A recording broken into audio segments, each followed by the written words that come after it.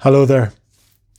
This is a recording of the sermon for the 6th of December 2020 because unfortunately the live stream software this morning just didn't work at all. So this is a recording at least of the sermon so that you can hear what we said at church this morning. You don't need me to tell you that 2020 has not been an easy year.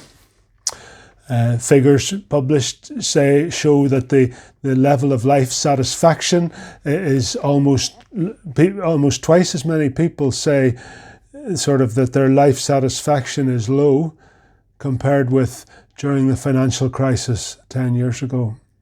This week, a survey that the Central Statistics Office here in Dublin released found that the number of people who feel downhearted or depressed all or most of the time has doubled since April.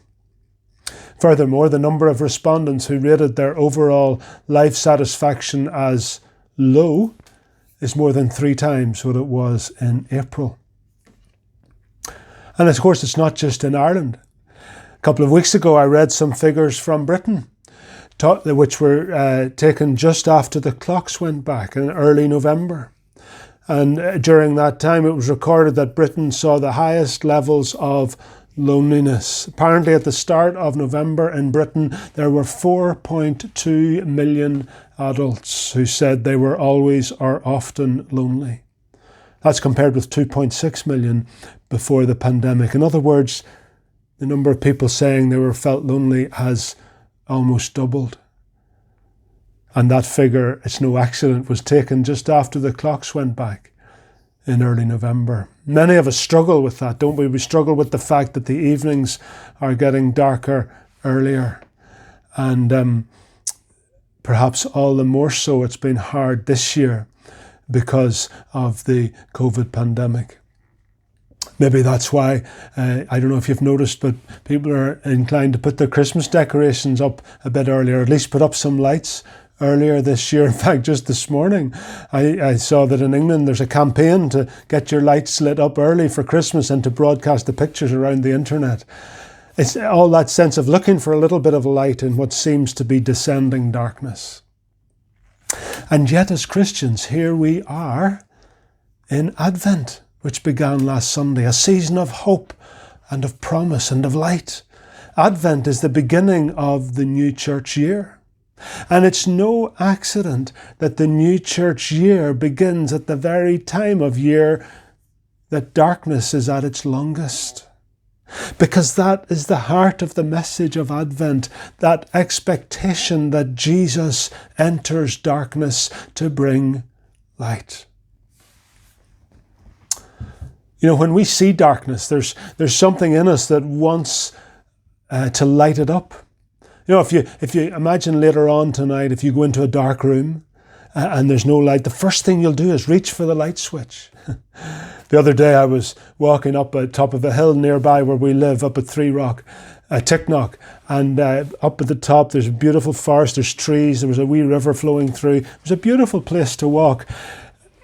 But I found myself thinking, I wouldn't like to be up here later on tonight at 10 o'clock or so, or 11 o'clock when it's pitch black.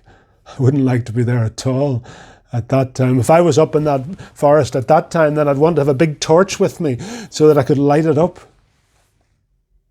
We want to light up darkness. And that's what Advent is about. That's what God did when he looked at a fallen world which had gone into darkness. God looked at that world and sent Jesus into that world to bring light.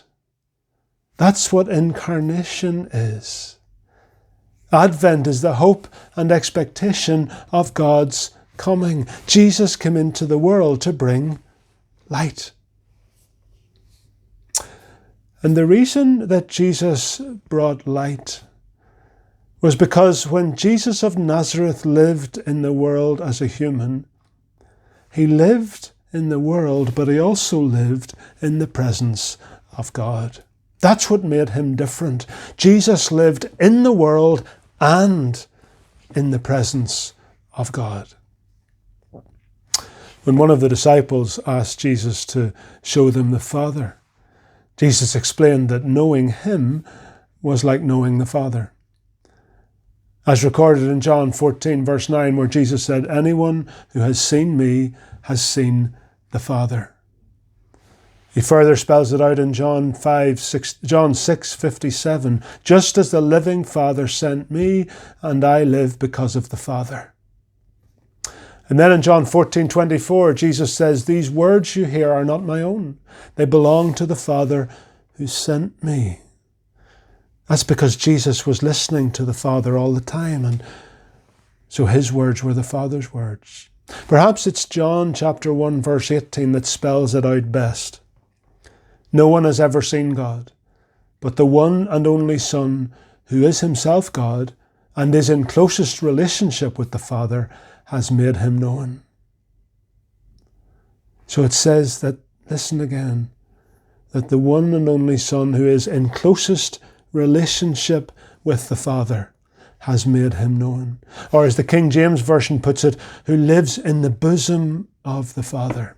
So the picture here is that Jesus walked the earth as a human being, and yet also lived and walked in the presence of God, in closest relationship with the Father, in the bosom of the Father, in communion with the Father. Jesus walked in communion with the Father while he lived on earth. That's why people noticed something different about him. That's why people were attracted to him. They saw something beyond themselves in Jesus. They may not have realized it, but of course what they saw was the Father. What they saw was God. And so people came to Jesus and were attracted to him. But actually, they weren't so much attracted to Jesus of Nazareth, they were attracted to God. But in encountering Jesus, they encountered God because Jesus lived in the presence of God, because he spent time with the Father. He walked with the Father all day. He spent time every day in quiet prayer, tuning in again with the Father, listening to his voice, allowing him to guide his living. So that's what the incarnation was about. Of course, now Jesus has returned to heaven. Jesus of Nazareth no longer walks about as a human being on earth. And so, in one sense, the incarnation is over, but in another sense, it's not. Because Jesus built his church. You and me are now called to live in the world and in the presence of God. We are called to walk with God in our own lives so that when people meet us, they meet something of God. Of course, we can't make that happen. Only God can do that. We can't make ourselves holy. We can't make ourselves different or distinctive or set apart. Because how can we? But we're not called to make ourselves different. Our calling is to be with God. Our calling is to live in close relationship with God. Our role is to spend time in his presence, focused time during each day, to spend time with him. And then not just the focus time, but to involve him in every moment of our day. Our calling is to slow down enough to hear his voice, to follow his lead. We don't make ourselves holy or different or set apart, but we need to place ourselves where God is so that he can make us into his likeness by his grace. And then as God transforms us more into his likeness, as we become more holy, as we become more like God, then we will attract others to God. The more we walk in the presence of God, the more people will notice God in us. Let me read to you from Psalm 37, verses 5 and 6, where we read, "Commit your way to the Lord. Trust in him, and he will do this. He will make your righteousness shine like the dawn." Commit your way to the Lord, and he will make your righteousness shine like the dawn. Again in the psalm, we see that same picture, that picture of God's people walking with God, trusting in him, committing their way to him, allowing him to mold their lives by spending time with him. And then as they do that, their lives shine, their righteousness shines like the dawn. So again, we're back with that Advent motif of shining in the darkness. That's what Advent is about. That's what Jesus did, and that's what we're called to do. Another Old Testament reference that helps us understand this is Isaiah chapter 60, one of the great Advent readings. I'll read the first 3 verses. Arise, shine, for your light has come, and the glory of the Lord rises upon you. See, darkness covers the earth, and thick darkness is over the peoples, but the Lord rises upon you, and his glory appears over you. Nations will come to your light, and kings to the brightness of your dawn. Now that was a prophecy given to Isaiah to pass on to God's people. And it's a prophecy that describes what I've been trying to describe just now, that as they lived with him, as they walked with him, as they allowed God to mold their way of living, then other people would see the difference. Other people would be attracted to the light. Other people would be drawn to their God. It describes darkness. Of course, there is darkness in our world, but in the midst of darkness, it describes the people of God following him so that those in darkness see the light of God through his people. So here's the thing. When we talk about the light of Advent, it's not just about the light that God will shine directly into people's lives. It's also about the light of God shining into people's lives through me and you. It's about us living in God's presence so that when people meet us, they in some way meet God. Have you ever heard of Bernard of Clairvaux? He lived, you certainly haven't ever met him because he lived 900 years ago. He was the founder of the Cistercian order of monks. But Bernard of Clairvaux said that Christ comes to us in 3 different ways. Number 1, in Bethlehem at Christmas. Number 2, Christ come to us, of course, at the end of time. But number 3, Christ come to us in the lives of believers every single day. That's what I'm talking about this morning. Advent hope is not just remembering that Jesus came at Bethlehem. Nor is Advent hope only remembering that Jesus will come again, though of course both of those are wonderful causes for celebration. But thirdly, Advent hope is also about the fact that Jesus can come into the world in the lives of you and me every single day, wherever we are. We can be light. We can be Advent hope to those whom we meet.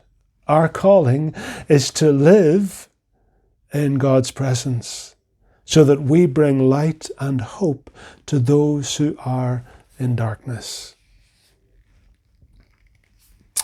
Now, as I've already mentioned, the whole message of the Incarnation is a celebration of the fact that God looked at a fallen, dark, broken world and responded by sending Jesus into that world to bring light into that darkness. Well, we're called to do the same. We are called to look at our workplace or our college or our home or wherever else we spend most of the day and to imagine and to dream how we can bring light there, how we can serve the people there. You see, incarnation isn't just a Christian belief.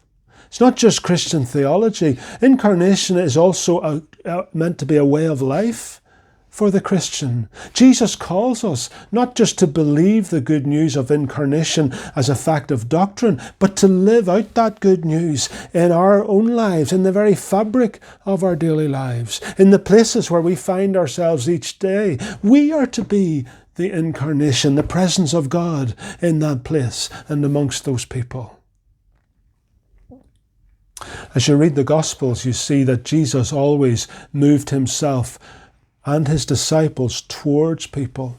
He always went to where people were so as to meet their needs and to walk with them.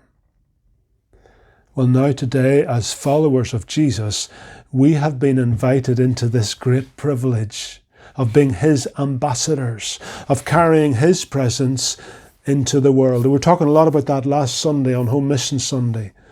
That idea that we would be the presence of Jesus in the world. So that's about every day being conscious of where we are, conscious of who we might meet, conscious of how we are among those whom we meet. We're called to walk with God, to walk in his presence as we meet with friends and work colleagues and fellow parents at the school gate or friends in the library or wherever else we happen to be. In the video, the short video that you got in your email on Friday, if you haven't had a chance to watch it, do so. It's only 1 minute long. But a man called Graham, talking about really the very same things that I've been talking about this morning, about his own walk with God and his prayer that his walk with God would sort of mean that he brings the presence of God to others. And he says this: I like to think that the way I do stuff, the way I talk with people, the way I interact with people comes across naturally because my heart is in the right place. I just long for the day that someone will come up to me and say, I want to know why you do what you do in the manner that you do.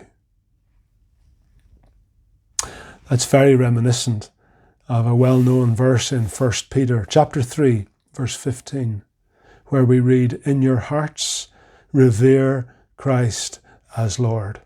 Always be prepared to give an answer to everyone who asks you to give the reason for the hope that you have. But do this with gentleness and respect.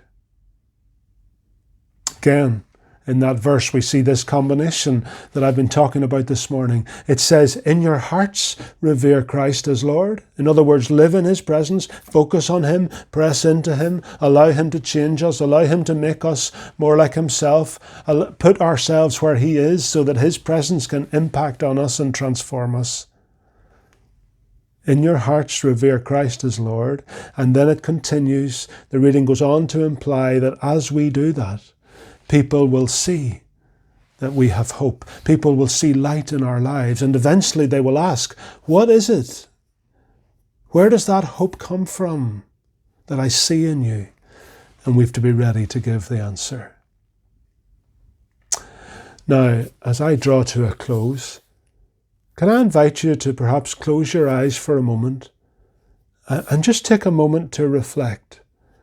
Time of prayer, I'm just going to lead some thinking in your mind as you pray. So let's just close your eyes if that's helpful for a moment. And just take a second to envision the place where you spend your days. The people that you meet with on a Monday or a Tuesday, whenever. Think about those people's lives. And think about their needs. What are they living through? Now think about the hope that you have in Jesus. Hope that you know they need. But just take a moment to celebrate the fact that Jesus is in your life, that you've given your life to him. That he's your personal Lord and Saviour, and that changes everything. Gives you certainty, gives you hope, gives you peace, gives you light. And just take a moment to recommit to him. Tune in again with the salvation that he's given you. And now pray that each day you would live in God's presence. You would connect with Jesus each day and all day, so that those whom you encounter would see the hope and the light of Christ in you. And then finally pray that they would ask you to give a reason for the hope that you have. And then think of how you would answer. Now, those questions that I've just suggested you might like to reflect on, I'd invite you to make use of them regularly. Make them the focus of your prayer time as you re-engage with God's presence each day, so that you then live and walk with Him, but also as you envision where you spend each day, as you envision the people that you're likely to meet, praying that the two would link, your walk with God and their need for God. The light that Jesus shines in your life, meeting with the darkness that maybe they encounter. May that be your life. I'm going to close by reading some beautiful words from a very ancient Celtic blessing that I just came across just this week. May the blessing of light be upon you, light on the outside and light on the inside. May God's sunlight shine on you, so that your heart glows with warmth like a turf fire that welcomes friends and strangers alike. May the light of the Lord shine from your eyes like a candle in the window of a house, bidding the wanderer to come in out of the storm. Amen.